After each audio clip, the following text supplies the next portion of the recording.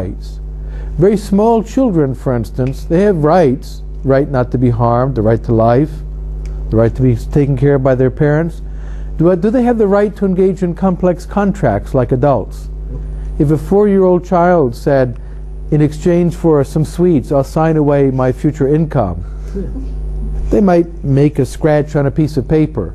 We would not consider that a contract. We would not consider it binding. They don't have the right to make that contract because they don't have the capacity. They don't have the personal responsibility necessary for the exercise of the right. They allow us to live together peacefully. We carve up, we divide the world into spheres of responsibilities. This is why Karl Marx hated even the concept of rights. In his essay on the Jewish question, he attacked the notion of rights, the liberal idea of rights, because he said it divides people from each other. This is your house, this is my house. I think Marx didn't understand what rights are about. They don't divide us, they make it possible for us to live together peacefully. Because if I know that's your house, in order to come in, how do I get into your house? I go to the door and I knock. And I ask, may I come in and have some coffee with you? I don't just show up in your kitchen. Say, where's the coffee? Right? So, but for Marx, in his essay on the Jewish question, he attacked those Jews who wanted equal rights. He said, how dare you do that? What you want is so-called liberation. Under liberalism, you want equal rights. It's a mistake. Rights are a terrible concept because rights separate us. And you Jews asking for rights are asking to be separated out. What you should want is what he called the condition of being a species being. That the real life of a man is a species being, which means collectivism. Right? Whereas liberalism says you have your home, you have your home, you have your home, you have your rights, your life. There's not individual life, there's only the life of the human species. And you should be submerged in that rather than enjoying your individual rights. In my opinion, he did not understand the function of rights in a legal order, which is to make it possible for us to live together peacefully. When the Marxists got power and they tried to abolish this, as in the case in the Soviet Union, they abolished private kitchens. And when they built collective housing, they would force the villagers. This is really one of the shameful things of communism. They destroyed village life and forced people to live in communal housing, these big, unbelievably ugly communist housing projects that were put up. And they made it illegal to have a private kitchen. Why? Private kitchens encourage family life and separateness. We will all be together as one big happy family. So there'll be one kitchen. What do you think happened? No one wanted to do the dishes. Right? Life was horrifying. They had collective bathrooms and toilets. Imagine going through your life without your own private toilet. Well, what was the consequence? They were typically unbelievably filthy.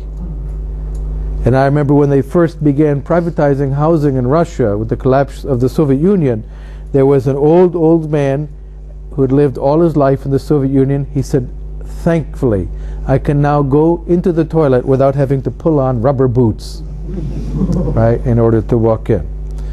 So the fact is that private property rights allow us to live together peacefully by knowing what is yours, what is mine, taking care of what is ours, and not being forced into this collective life. They don't separate us. They allow us to live together in a peaceful fashion. They allow us to avoid violent conflict. When we know where the property line is divided, people are less likely to fight over it. But in cases when water and other things are not well defined, people will come into conflict, and it will often be violent conflict. In contrast, in fact, by the way, we had these questions about Israelis and Palestinians. I met with the Minister of Water of Jordan, and he said, you know, we realized the Israelis want our water. We could fight them for it, or we could sell it to them. So we sell them water. We make a lot of money from it. And he pointed out that the peace process between Jordan and Israel was very strongly connected to water. Water is a very important resource, and he said, we have it, they don't, So we said, you want our water? You can buy it from us. And we're happy to sell it to you at a very good price. And this helped to make the peace emerge between Jordan and Israel, so that they now have peaceful relationships.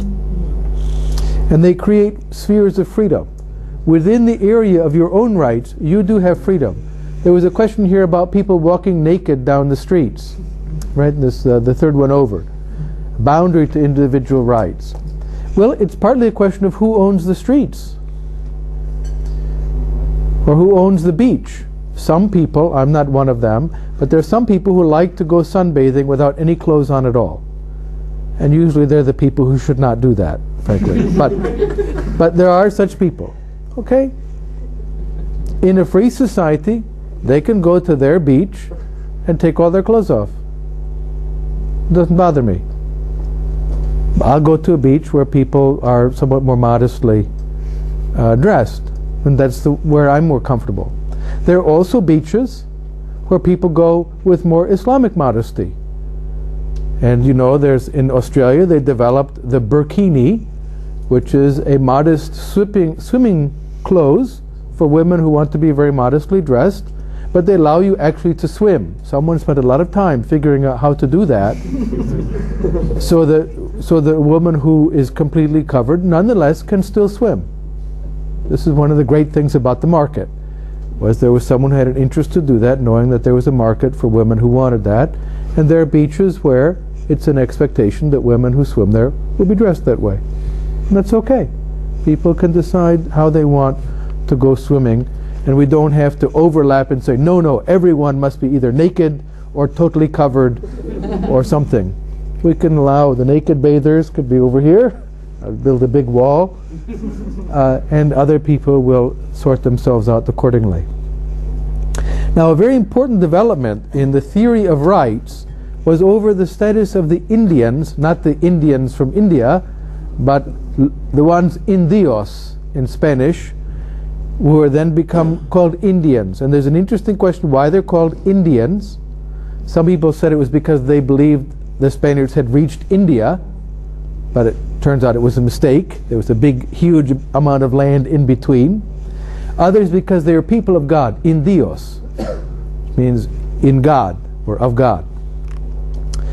But the Spaniards who came faced a debate. What are these creatures? Why are they here?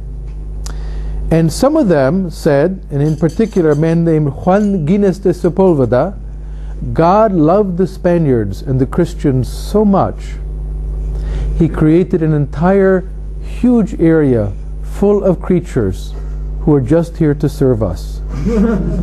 That would be a very nice God, right? If he loved you so much, he made an entire area full of creatures who look like us, but their job in life is just to do things for us. And the Spaniards created a system called the encomienda system. It's really quite astonishingly cruel, in which the king would give you a grant of land with people on it, who would work for you as servants and slaves. There was a group of people in Spain who said this is wrong. This is morally offensive. These were all churchmen. They were priests and bishops, and they said you may not do this. And in particular, even the coercive baptism of where they initiate people into the Christian faith. They said it is wrong to do that. It is a sin to do that for someone who does not agree. You must not do this. You may have a discussion with them. You may try to convince them to become Christians, but you may not force them. That is a violation of every tenet of religion. And this man, Francisco de Vitoria, wrote a book on the Indians, and as he pointed out, they are not madmen. They have judgment.